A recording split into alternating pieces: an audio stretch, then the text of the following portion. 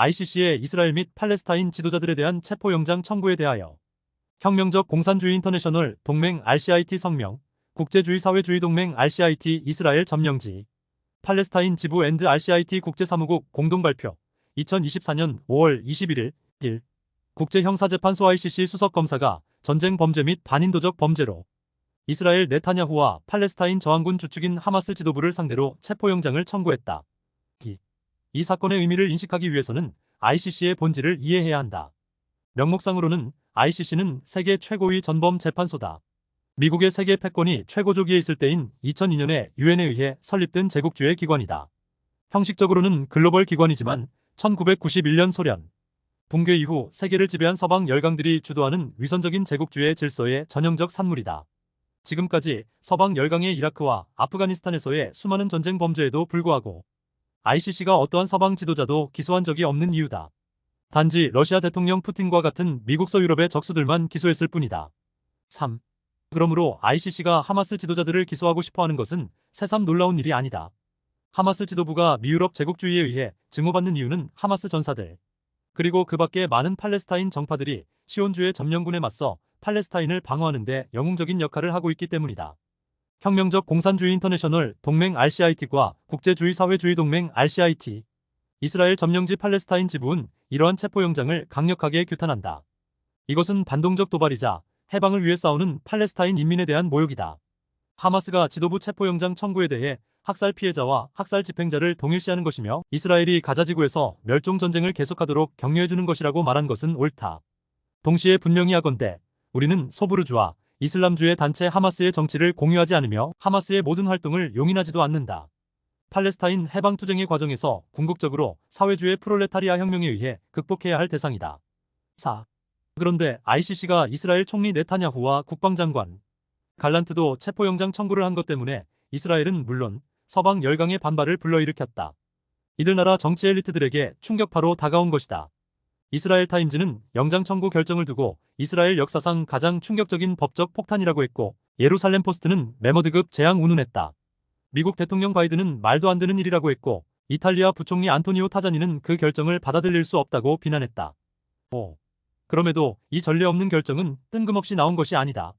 RCIT가 거듭 지적했듯이 지난 7개월 세계 정세를 극적으로 변화시킨 두 가지 심오한 사태 발전의 결과물이다. 첫째, 세계적 규모로 대대적인 계급투쟁 상승이다. 이는 한편으로 그 작은 가자지구를 정복하고자 엄청난 물량을 쏟아 붓고 있는 시온주의 도살자들의 성공적으로 저항하며 오늘까지 저들을 막아내고 있는 팔레스타인 저항군의 영웅적 투쟁으로 나타나고 있다. 다른 한편으로는 10월 7일 사건과 이스라엘의 가자 집단 학살이 모든 대륙의 수십만 명의 사람들을 정기적으로 거리로 동원하는 거대한 글로벌 팔레스타인 연대운동을 촉발시킨 것으로 나타나고 있다. 이 대중운동은 주로 무슬림 세계의 인민대중과 서방 나라들의 이주노동자 및 청년층에 기반해 있다. 보다 최근에는 전 세계 수십 개 대학에서 시위를 전개하고 있는 새로운 대중적 학생운동이 이 물결에 합류하고 있다. 요컨대 우리는 1968년의 대사건과 비슷한 운동의 입구에 들어서 있다. 이러한 세계 계급투쟁의 상승은 다음 4가지 양상으로 나타나고 있는 제국주의 세계 질서의 위기 심화와 함께 진행되고 있다. 미국 패권의 대폭적인 쇠락, 비중국 러시아 등 새로운 제국주의 열강의 부상 시 유럽에서 이스라엘의 제노사이드 학살 정책을 충실하게 계속 지지하는 국가들과 그렇지 않은 보다 비판적이고 독자적인 입장을 촉구하는 국가들 간의 긴장 증가, 남반구 반식민지 나라들의 보다 독립적인 입장 등이 그것이다. 다수의 남반구 나라 부르주아지들이 점점 더 미국을 따라가는 것을 꺼려하고 있는 한편 중국 러시아와는 보다 긴밀한 관계를 발전시키고 있다. 그러한 전환 과정 속에서 이들 나라 중 몇몇은 대규모 민중항쟁의 압력도 받게 될 것이다. 6. 이 모든 사태 발전의 결과로 시온주의 파르트헤이트 테러 국가는 극적 타격을 입을 것이다. 이스라엘과 전 세계의 이스라엘 광신 지지자들이 지금처럼 고립된 적은 없었다.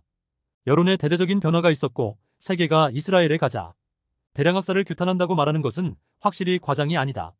서방 제국주의가 지배하는 기관까지도 이스라엘 지도자들에 대한 체포영장을 청구하지 않을 수 없게 된 것은 이러한 사태 발전 때문이다. 시온주의 전범들의 팔레스타인 인민 대량 학살에 대해서는 그 어떤 형식적 정당성도 없음을 이 영장 청구가 추가 확인하는 역할을 했다. 동시에 이것이 친팔레스타인 대중시위를 더욱 고무할 것이라는 데에는 의심의 여지가 없다. 7. 그럼에도 RCIT와 이스라엘 점령지 팔레스타인 지부는 유엔이나 ICC와 같은 제국주의 기관에 대한 환상을 품지 않도록 경계를 촉구한다. 이 기관들은 강대국들에 의해 만들어진 기관들로 궁극적으로 강대국들의 통제하에 있으며 극도로 인민대중의 압력을 받을 때나 겨우 친제국주의 노선에서 다소나마 벗어날 수 있다. 이것이 바로 우리가 그러한 기관들에 호소하는 것을 지지하지 않는 이유다. 그러나 우리는 팔레스타인 레지스탕스 지도자 3인에 대한 체포영장을 강력히 규탄하지만 네타냐후나 갈란트와 같은 전범들을 감옥에 보내는 데는 당연히 반대하지 않는다. 동시에 우리는 진정한 정의는 이 제노사이드 학살범들이 피어갑자들 및 이스라엘 국가 테러 피해자들에 의해 선출된 민중재판에 회부될 때에만 올 수 있다고 경고하는 바다. 8. 팔레스타인 해방은 제국주의 기관에 의해서가 아니라 오직 노동자 계급과 피어갑, 인민들의 국제적 해방 투쟁에 의해서만 앞당겨질 수 있다. 글로벌 친팔레스타인 연대운동은 이스라엘을 보이콧하고 친시온주의 정부들을 약화시키는 투쟁을 강화해야 한다. 시온주의 괴물에게 무기 인도나 교역하는 것을 사보타지하기 위한 효과적 실천, 행동을 위해 노동조합을 전취하는 것이 중요하다. 재차 밝힌다. 전진하는 유일한 길은 이스라엘 아파르트헤이트, 국가의 혁명적 파괴와 요르단강에서 지중해까지 붉은 해방 팔레스타인 중동사회주의 연방의 일부로서 창설이다.